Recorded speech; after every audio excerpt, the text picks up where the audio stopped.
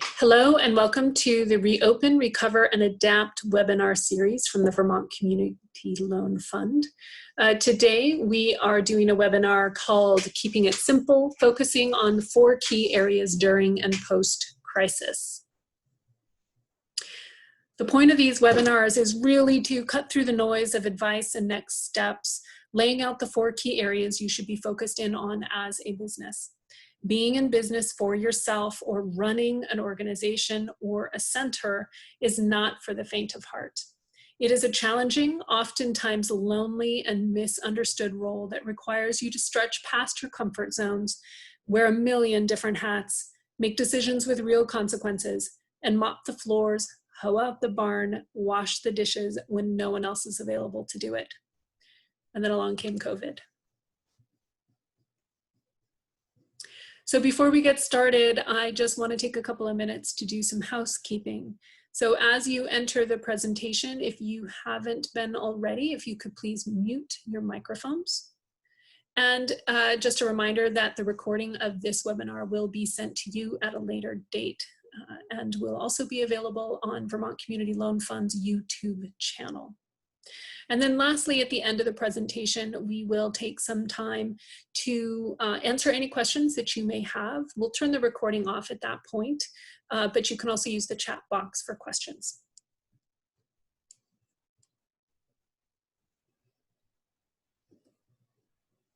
Okay.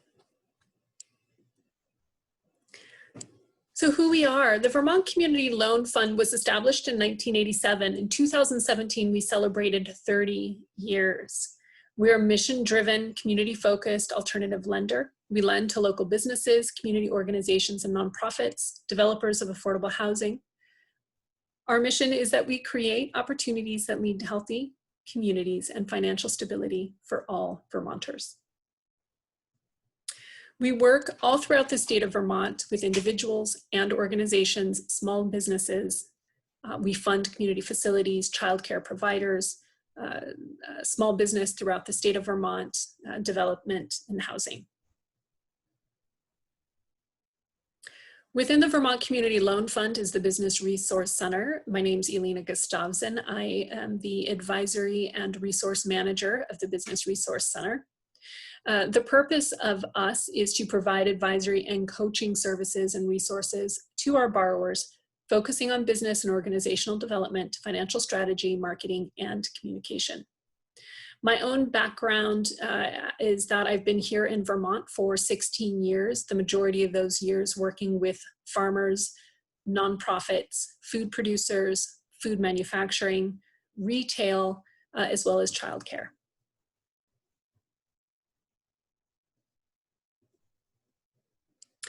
Today, what we'll talk about are 4 key areas that we're asking you to focus on in the midst of everything that is happening, both with COVID and post-COVID and what things will happen. These are foundational pieces for running your business.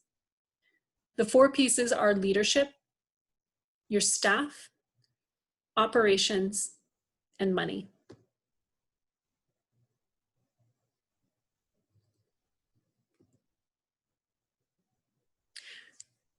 Specifically, when we talk about leadership, we are talking about clear and regular communication.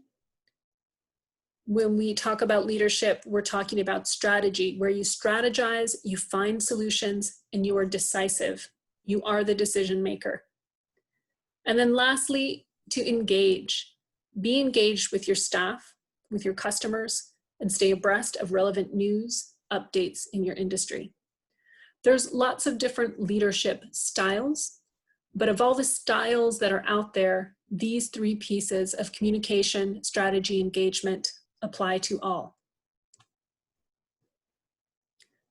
So when we talk about communication, I'm referring specifically to both internal or organizational communication that might include your staff, your board, any advisors that you work with, business partners and vendors. And then external communication might be, or another name for that is stakeholders. Those could be your customers, your clients, consumers. And when we talk about clear communication, The 4 pieces to remember about that is clear. Keep in mind that your words carry weight. They can be confusing and or have different definitions. Jargon can create a barrier of understanding and accessibility. So for many of us who are specialists in our fields or in our industries, we throw around a lot of jargon.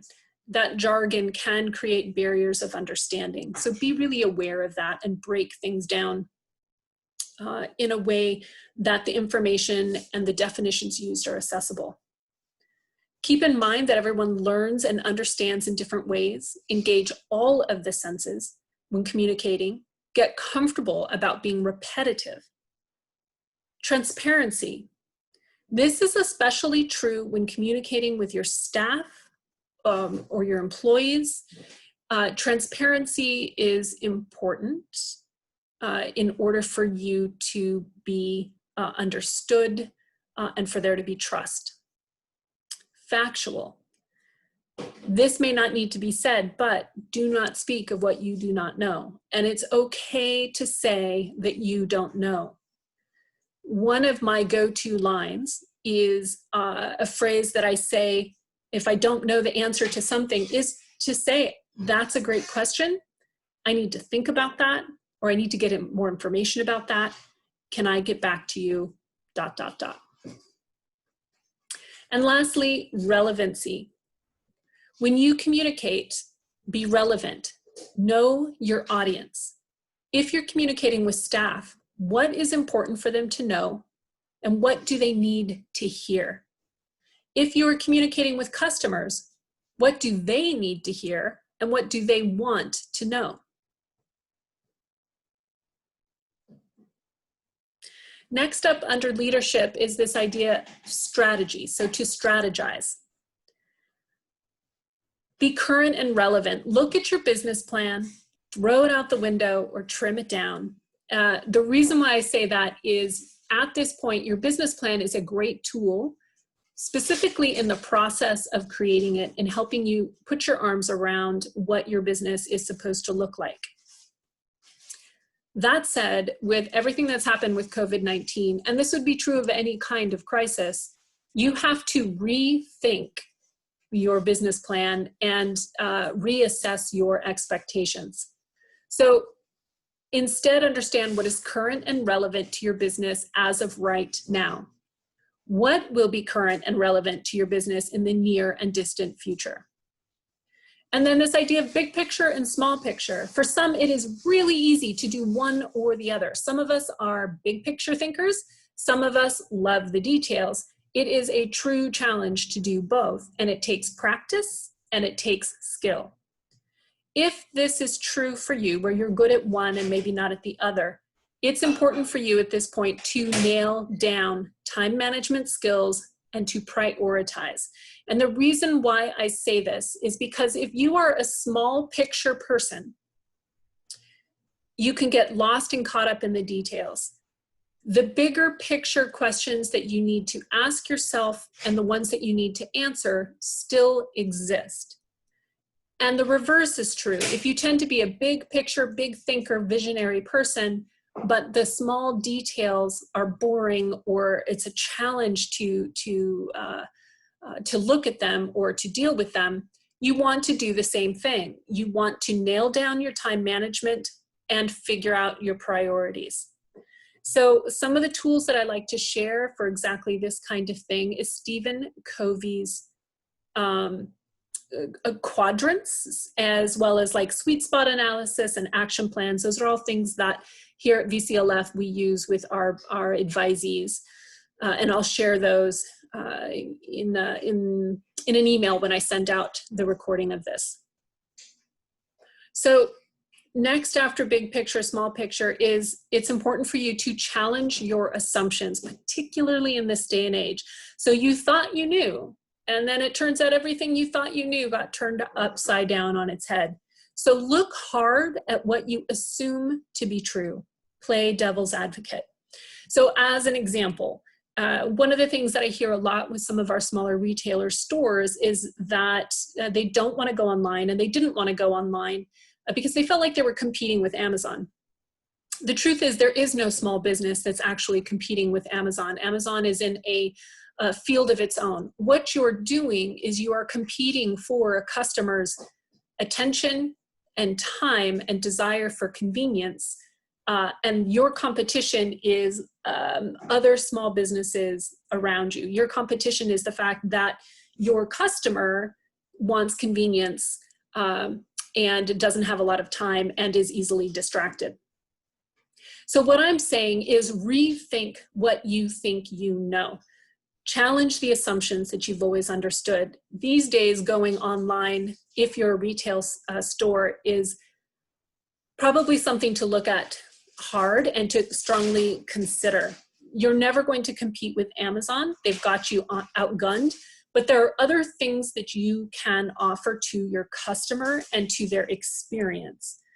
So think through those pieces. Think about convenience. Think about relational. The small businesses are renowned for being relational. So what kind of relationships can you establish, et cetera, et cetera.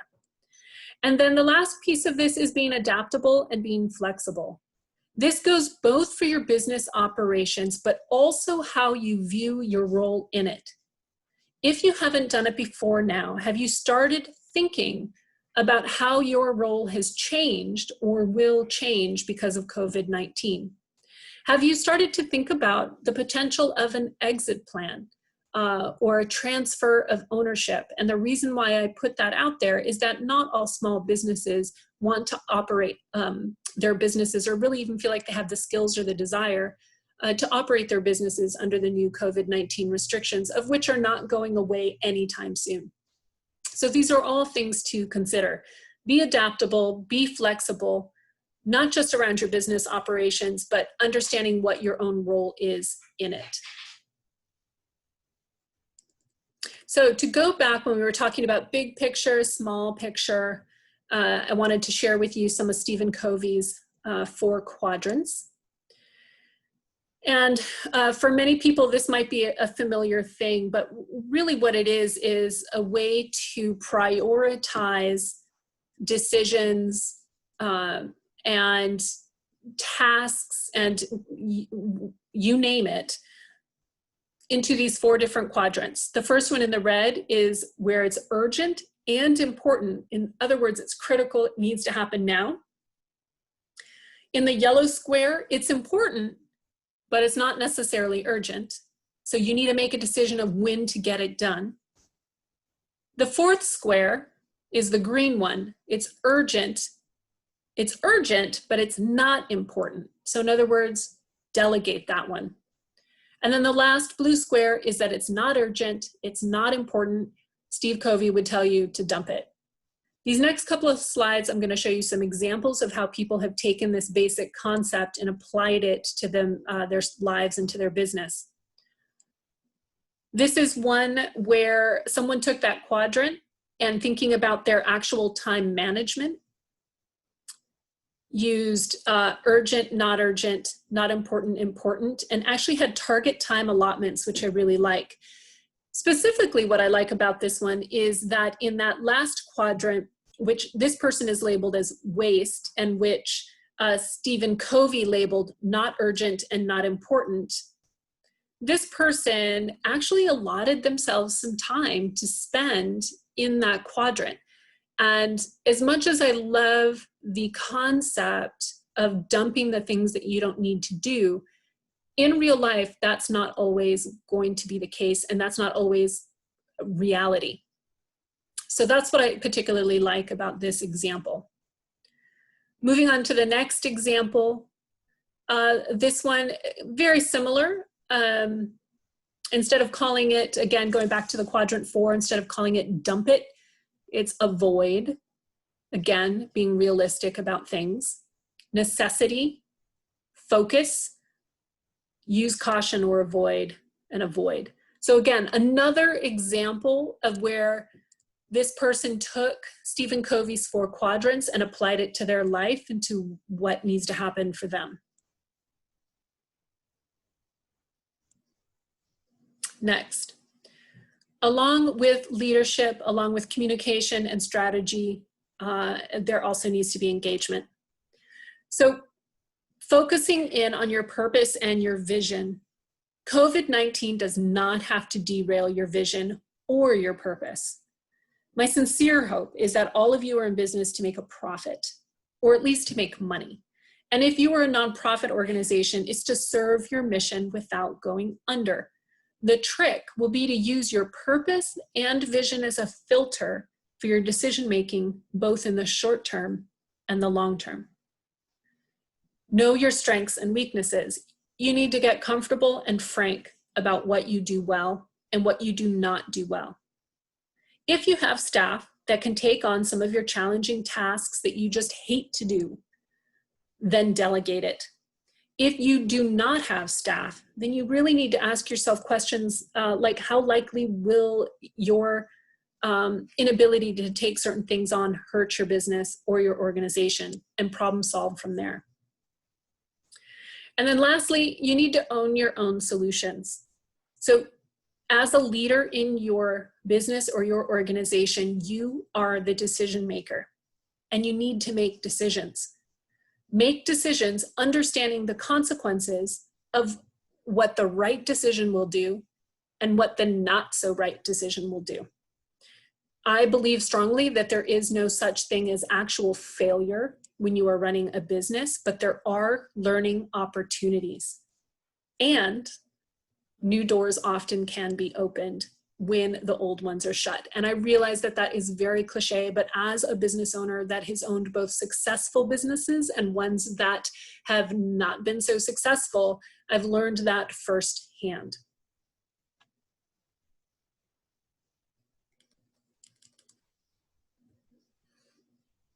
So one of the pieces about engagement decision-making is something that I like to talk about a lot with our borrowers and with my clients, and that is situational awareness. The definition of which is all over the map is used in lots of different industries, particularly in the United States. But the one definition I could come up with was this one from Wikipedia, which is the perception of environmental elements and events with respect to time or space, the comprehension of their meaning, and then the projection of their future status. So situational awareness is a fundamental and foundational skill for decision-making in business.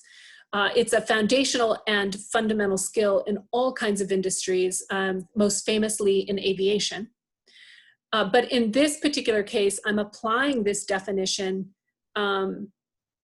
with the mindset to, like the point of it is to help mitigate the effects of human error.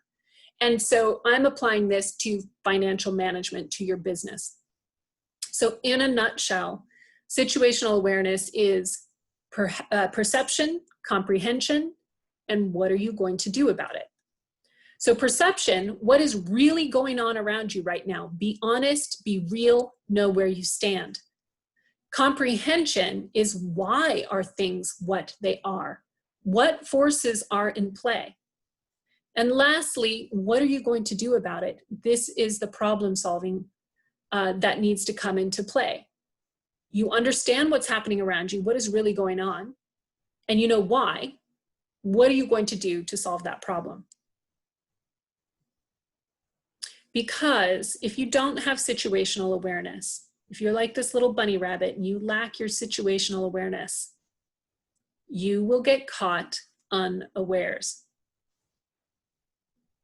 If you have a starting point to work from, managed money, a managed business is just something you are able to take care of and comprehend.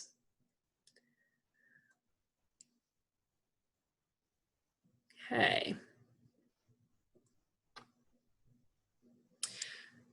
So in talking about the 4 key focus areas, we just talked about leadership. Next, we're going to talk about staff and employees.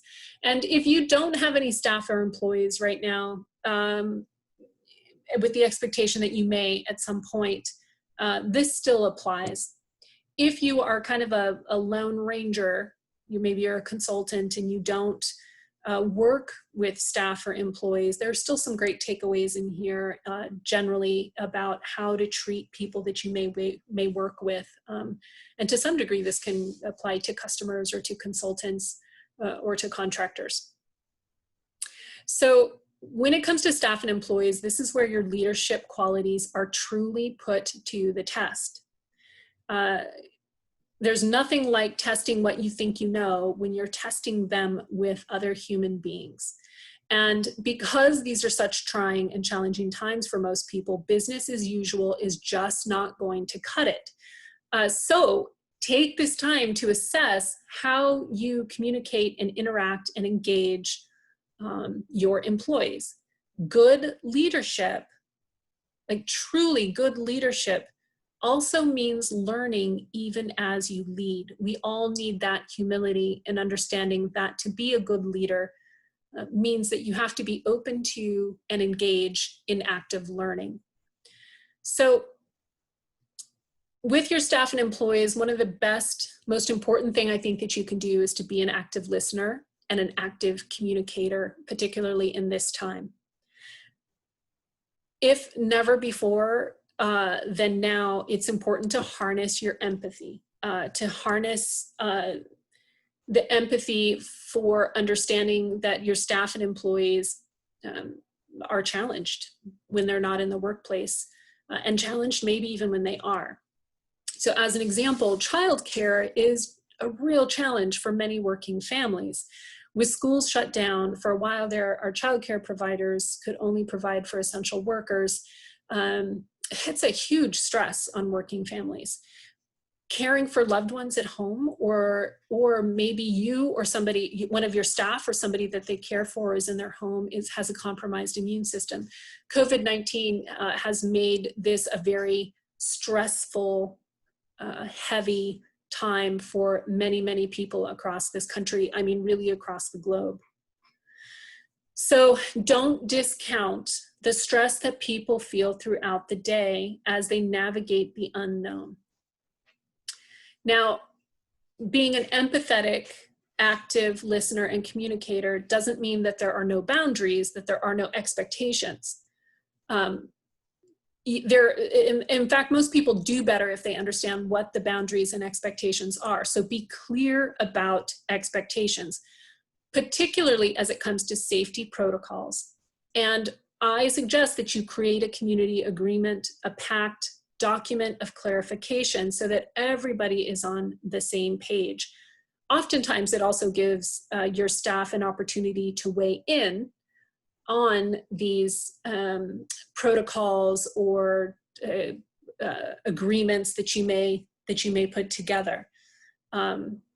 But with staff and employees, I do encourage you to kind of create community agreements around what is important. So that could be safety protocols, that could be customer engagement, that could be, gosh, that's all I can think of, but those are a couple of places to start. And then lastly, as a reminder, your staff is an asset. I know that on your profit and loss, or even on your cash flow projections, they're put in as a liability or they're put in as an expense. And the fact of the matter is, you are investing in people when you have staff and when you have employees. They are assets. So rather than, as hard as it is, rather than look at them as just an expense or look at that time as just an expense, think about what it is that they need right now and how you can support it so they can bring their best selves to work each day. That cuts back on wasted time, that it generally will help you in your business. Start thinking about, is there an opportunity for them to grow into a new role during these changing and challenging times? And also think about, as you think about your staff as an asset, how much can you or are you willing to engage staff in decision making?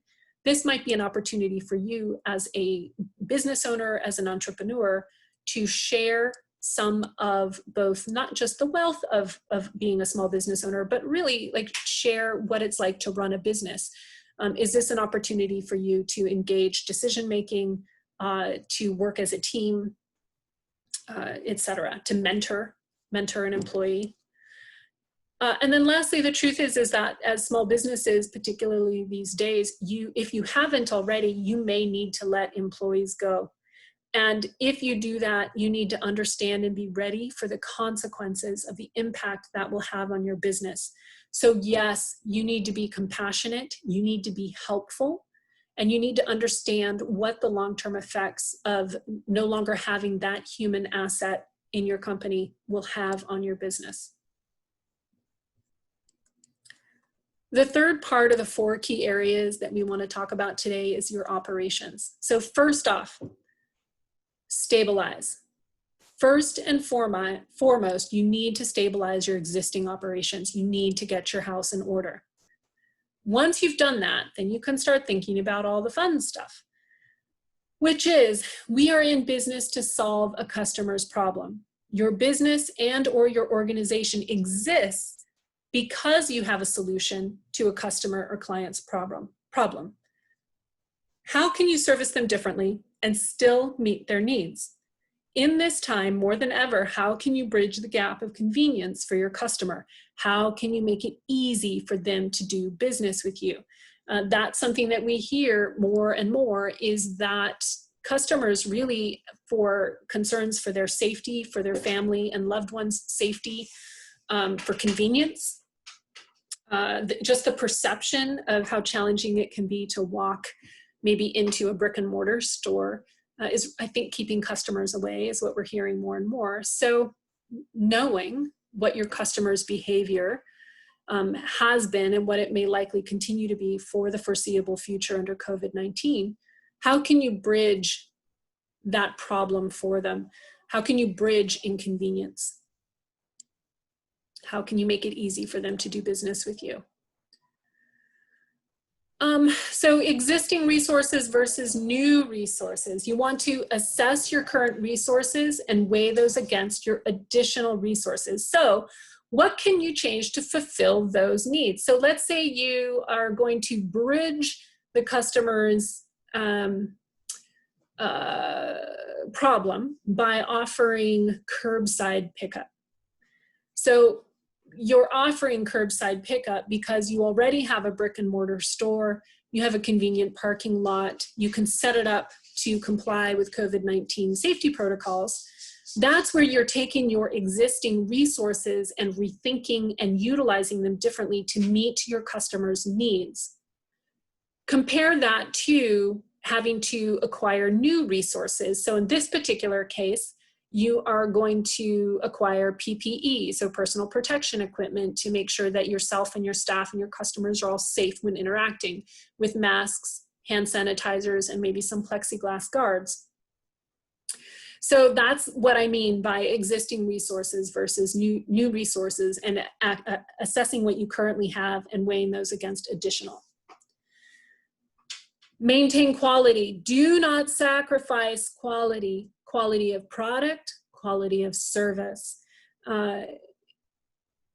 Just don't. You don't want to degrade the one thing that you have worked so hard, and that is quality. And then lastly, this concept of manufacturing scarcity. So this is a fundamental concept in business. It's a concept of what we call limited resources. It influences supply and demand. So what I mean by manufacturing scarcity is really by approaching some of these new ideas for creating revenue with the mindset of, in quotes, manufacturing scarcity. By doing so, you're giving yourself a little bit of room, a little bit of flexibility to offer something pertinent to solve your customer's problem right now, without committing fully to wholesale change. So for an example, locally, we have a couple of businesses who right on Main Street, super awesome businesses that have really great brick and mortar stores, but when COVID-19 hit, they had to pivot and think on their feet. So they both started making masks out of beautiful fabrics, which was fantastic because one person of the business, strong sewer, makes gorgeous, beautiful quilts, has an art store, beautiful eye, a beautiful aesthetic. The other one owns a fabric store, a kind of a super cool niche market with unique, hard to find fabrics, high quality, offered right here in downtown. So to pull all of these operation pieces together into one example is one, to generate revenue and solve a customer's needs. They kind of created a new lipstick with these masks, right? Because everyone's faces are covered. So they're solving customer problems. The problem being masks that people want to wear. And then they're able to provide the solution to that particular problem. They also utilized capacity that they already had, both capacity and resources that they already had. So they already knew how to sew, they had access to fabric, and they had a customer base that they were working with. 3, they set up online selling. So that's an example of a brand new resource that they had to pull in. So they could have set up a web store, but basically they just set up their web pages, their already existing web pages, with an option to order online and do a curbside pickup. So that's kind of a combination of taking existing resources and marrying them with new resources in order to solve the customer's problem. And then lastly, this idea of manufactured scarcity.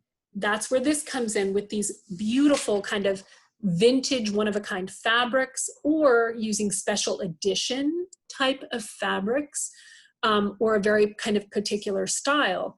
So these are limited edition. They're not going to be offered for very long. They're meant to solve a customer's need right now. They're meant to solve the business owner's need right now for revenue. And this idea that where they make it clear that this is only going to happen for a short amount of time really piqued people's interest. And they had customers who wanted their masks knowing that they wouldn't be able to get that particular pattern or color or style in the near future. So that idea of manufacturing scarcity kind of got people excited, but it also didn't take too many resources, and it didn't require the owners to commit to something long-term. Okay. Next slide. Here's the last one, number 4. Now we're going to go a little further into this next week, a little more in depth about cash flow projections, managing your cash in the time of crisis. But number 4 key focus area during a crisis or after a crisis, a foundational piece is always going to be money. So my recommendation when it comes to money really is about cash flow projections. It's fundamental, it's foundational. Many businesses do not manage their cash flow, do not project or forecast or plan for cash coming in and out. So my recommendation is that to build your cash flow projections, take any that you've already created. And if you haven't, then you're going to want to create some, but you're going to take cash flow projections. You're going to take your P&L statements, and you're going to use these as a basis to model financial scenarios for the next several months. In some cases, I have had clients model scenarios for just the next 12 weeks, just to see what it was going to take to get them through 12 weeks. That was like crisis mode. For most of my clients now, we're moving more into 6-month projections, 12-month projections, 18-month projections, even 24-month projections. So we're starting to kind of move into a place where now we have a sense of both we've gone through the crisis of what it looks like to have things shut down, what it starts to look, for many of them, what it looks like to start to open up, and what the challenges are and the opportunities are for opening. And so now we can start to take some of that now historical data and create cash flow projections that will start to give them a roadmap going forward. So you're going to want to determine your needs. You're going to do that again, pulling your financial statements together and building a cash flow forecast. While you're building that cash flow forecast, you are going to assess your payables. So that means what are your current financial gains and needs? Where are you right now? What type of sales do you need to break even, become profitable? You are in the business to make money. So, and then, sorry, to go back to assessing payables. So look at your payables. Where can you negotiate terms? How can you minimize costs? What about loans and credit lines that you drew down? When do they show back up in your cash flow and your expenses? Do you have the sales, or will you be able to get to the sales to pay back your line of credit, to pay back your loans? And then the next step is you're going to assess your receivables. So where is your revenue coming from right now? And who owes you money? If you have not been tight or good about collecting on your receivables in the past, you need to be a lot better about that now. So now is the time to do that. Let's say you have receivables or invoices that are currently at a net 30. In other words, you let your customer wait 30 days before they pay. Send them a reminder at day 14 saying, by the way, you owe this in 2 weeks. Let me know if you need help or if you don't think you're going to pay. So in other words, be active, be engaged in your receivables. Some of your customers are going to be struggling right along with you. So communicate, communicate, communicate. And then lastly, generating revenue. Can this be increased right now? Is there a way that you can pivot to generate additional revenue? Sometimes revenue isn't coming just from sales, it can come from other places. That could mean a grant. Vermont has been really amazing about putting out grants, recovery grants, and the ACCD, the Agency of Ag, the Department of Children and Family, all these different departments within the state have been putting out this recovery grant. So if you don't know about it yet, you'll want to go to the Vermont state websites and check out what's available to you. But I would start with the Agency of Commerce and Economic Development. Okay, and then also just to go back to grants as a source of revenue, if you have several grants out there that you're eyeballing and you're thinking about writing, I strongly recommend that you prioritize those grants based on what you are most likely to get to what you are least likely to get. And then prioritize again based on what's going to give you the most bang for your buck. So take a look at that piece. Sometimes the most bang for your buck, not sometimes, but often, is also going to be the hardest one to get. So just take some time to assess, you know, if it's pretty quick and easy to apply for the grant, you know, it's a couple of pages that you need to fill out with some basic financials, and you think it's a pretty good chance that you are going to get that money, prioritize that, get that done, and then just start chipping away at the other ones as you go. Okay, so just to reiterate, because I know I've been talking pretty quickly and going through this, the 4 key areas that you want to focus on right now is on your leadership, focus on your staff and employees, focus on your operations, and focus on your money. That is where your time should be in running your business. And thank you. We'll take some time to take some questions. And if you have any questions after this webinar is over, or any questions that were not answered, you are more than welcome to send those to me at elena@vclf.org. Email is the best way to get a hold of me at this time. So thank you all for coming. And hope that you have a really great afternoon. Thanks. Bye.